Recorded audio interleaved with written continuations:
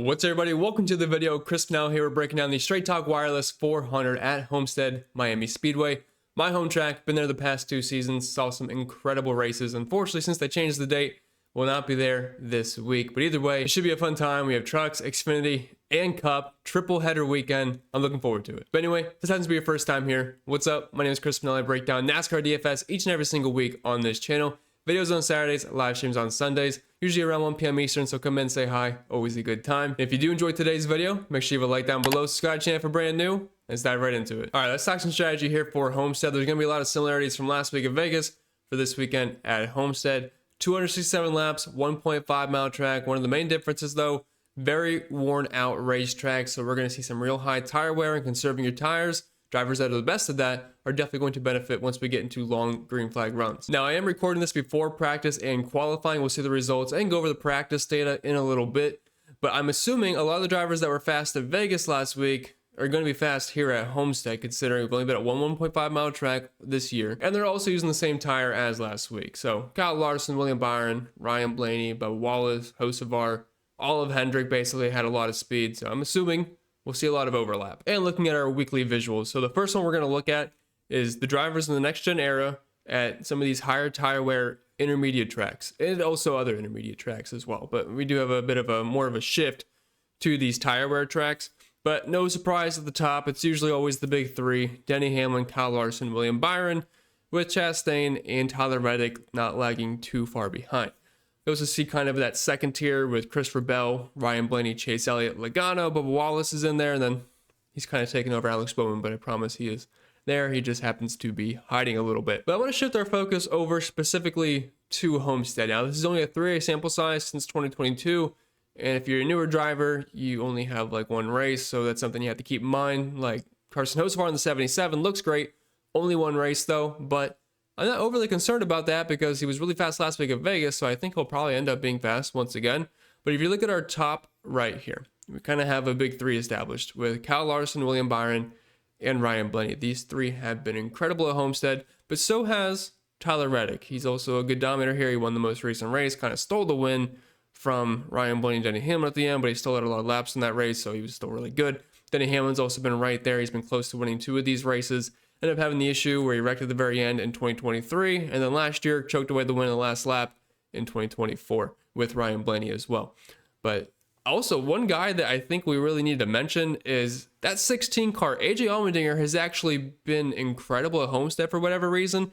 As a 3A sample size, he has the best average finish of all drivers of 5.5. And it's not like he's getting lucky finishes. I mean, he's not running with an average running position of 5th, but he's still running really well. And he's grabbing good finishes, and he was fast last week. He showed the speed in practice. I wasn't sure how much to trust it. Well, he backed it up in the race, had a good finish, had a good race overall. And also Chase Elliott's been someone that's been pretty good at Homestead and higher tire wear tracks in general. And finally, moving on to the driver by driver breakdown, I do mention one thing first. It's a free video. You gotta let me feed my dog, guys. But if you want to join the best NASCAR DFS community out there, link is down below the description or the pinned comment for that. And if you are a new user over on Patreon, you can try out all the tools completely free for a week. So there's absolutely no reason not to come in and test drive all the tools. And I won't sit here, bore you to death, and mention everything that I have on here. You guys can pause or take a screenshot of it. Feel free to be my guest, but you will not find all this content available to you anywhere else for the price that I offer. And it includes an optimizer for DraftKings and FanDuel, and the big thing, the contest sim tool, which most places are going to charge a house payment on. But you can simulate the slate before it ends up happening, and you can send up to 5,000 lineups at once. And this is for trucks, Xfinity, and Cup as well. And that goes for everything that I do offer. And I should mention MLB is starting next week, and I do have a model pretty similar to what we do for NASCAR that I post each and every single day for that. So if you're gonna come in, check it out. You know where to find it. Link can be found down below. All right, it's the next day. We have a new outfit, and practice and qualifying just now concluded.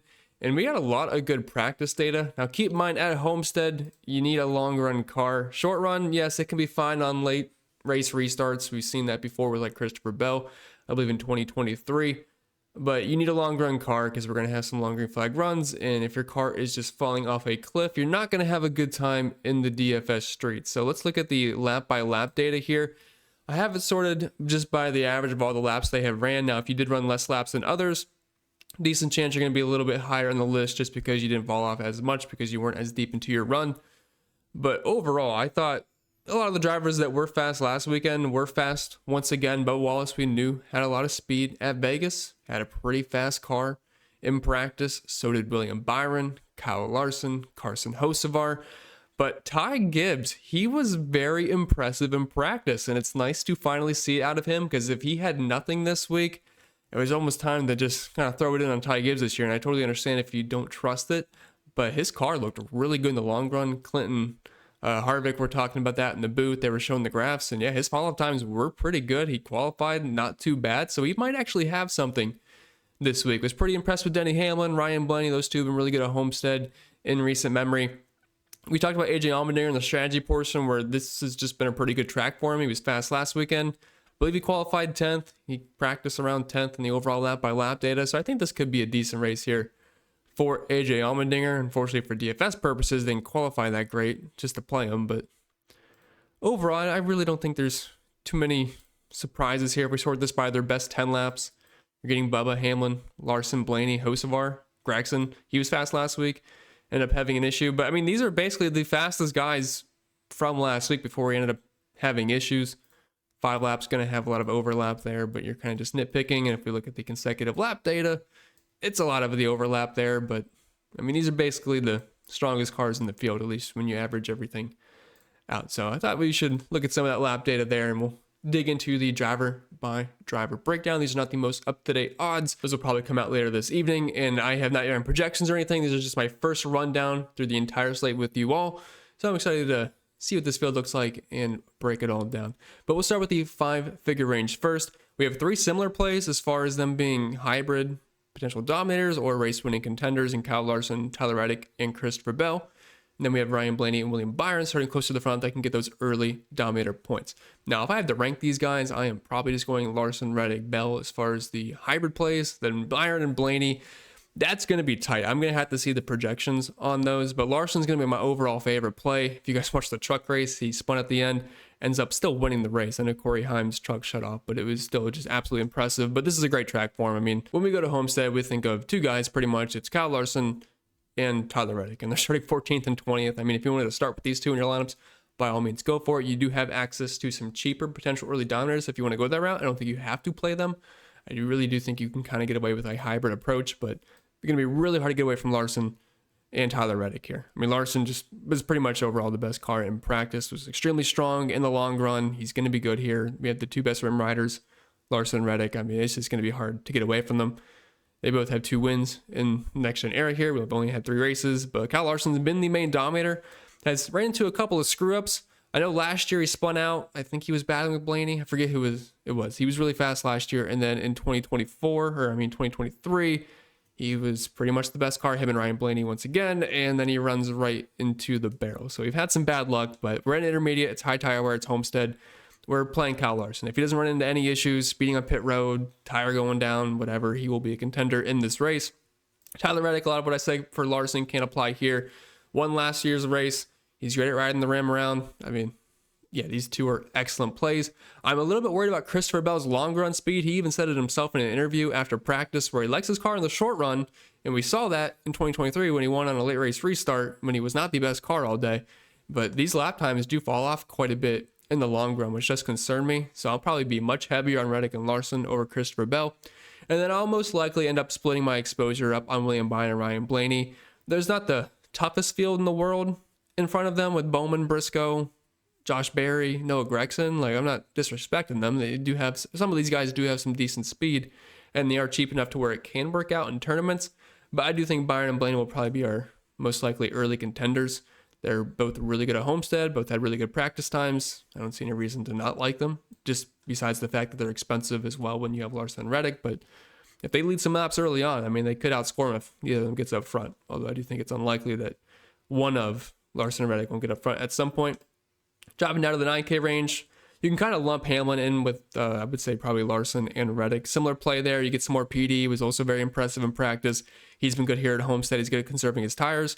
Love him on FanDuel at only $11,000. That's probably going to be one of the better projected plays, point per dollar wise, for the top dogs. And still very good play, I think, on DraftKings.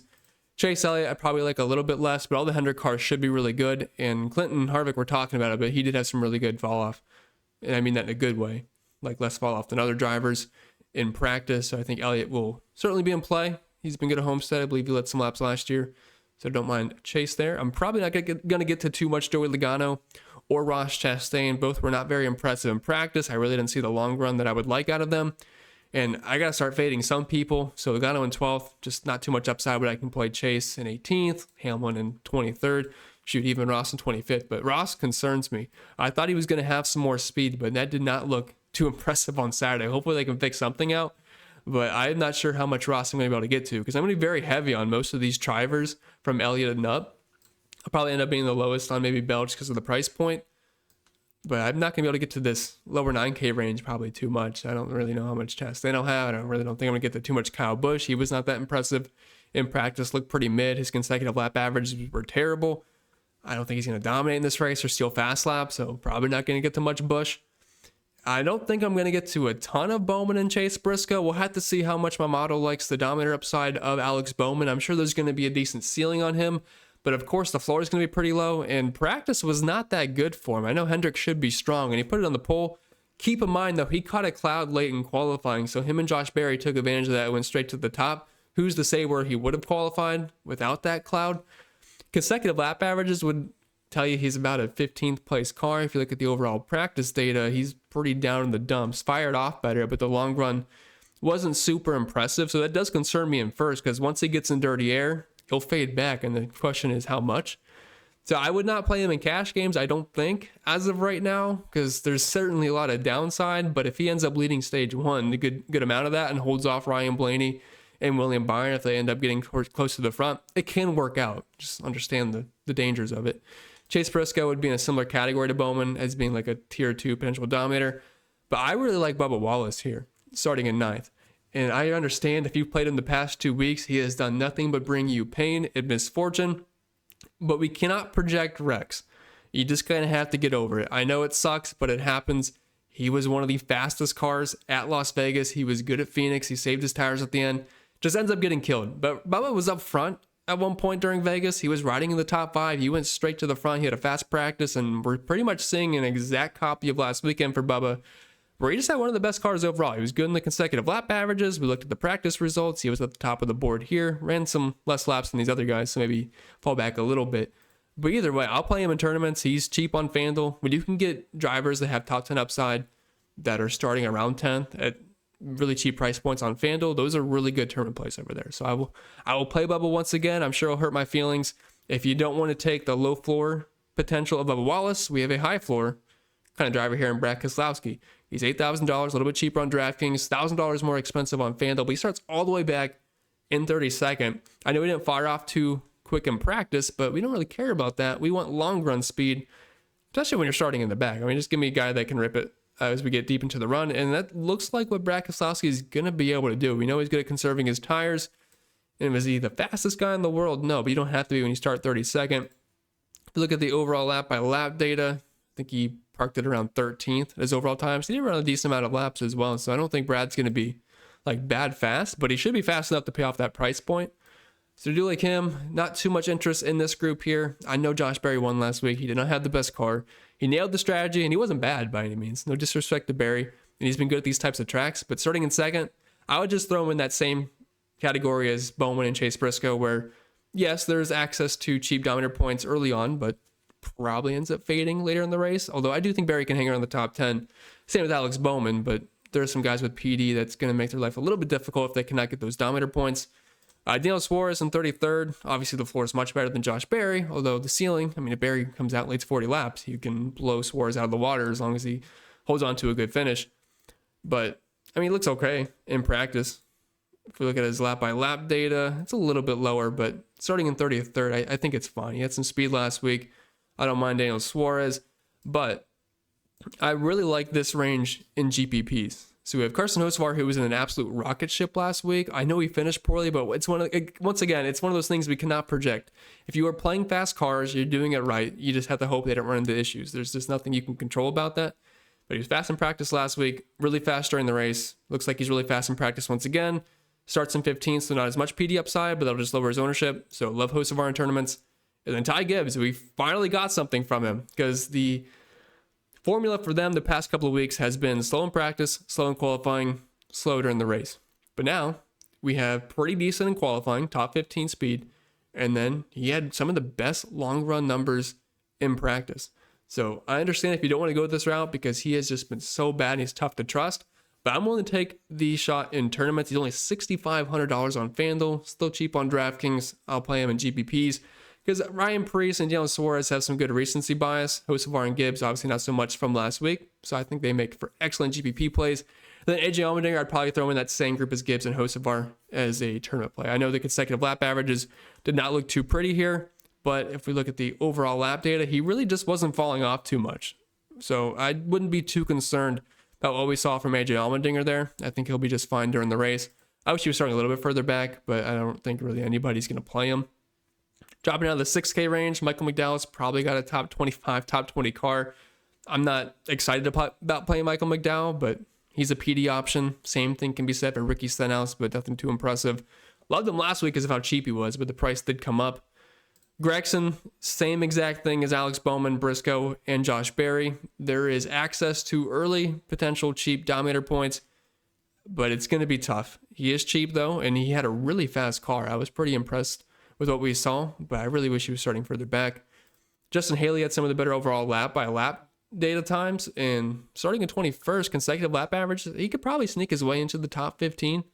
So I don't hate him at $64. Austin Dillon's probably going to be around 25th, 30th. Eric Jones in 28th. Fell off. Was quick in the short run, but did fall off a little bit, so I'm not super impressed with Eric Jones. I'd like to see maybe go a little bit further into here. So the lap by lap data wasn't that bad. Only 25 laps though compared to these other guys, so maybe knock him down a few pegs. But for where he's starting, it could be worse. I mean, it's just one of those guys where you're like, I'll play him in a couple. SVG, probably going to be slow. He was terrible in practice. I don't really see too much changing during the race. He was terrible last week.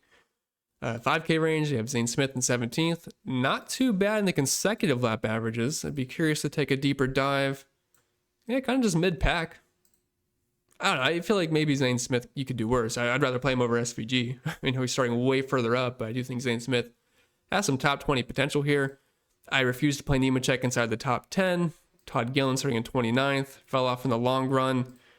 Overall practice speeds, not very impressive. Looks like he'll probably finish around where he starts. Riley Herbst starting a little bit further up from me. We thank him for his efforts last weekend, but we'll probably jump off the train here. At some point, this price is probably going to switch from SVG and Herbst. I really don't think, especially at Novo, that Herbst should be cheaper than SVG. Costs are starting too far up for me. I really see no reason to play these guys. So I'd say the cheapest I really want to go is probably Zane Smith. You can maybe get me into some of these Todd Gillen lineups just because he's cheap and he starts 29th, but that's probably about it. With that being said, that's all I got for you guys this week. So I hope you enjoyed. If you did, make sure you leave a like down below. Subscribe to the channel for brand new. If you have any questions, comments, concerns, leave them down below. I'd be more than happy to answer them. If you want to check out all the extra content over on Patreon, link is down in the description or the pinned comment for that. And hopefully I'll see you guys on the live stream tomorrow afternoon. But I wish you all the best, and I'll see y'all next time.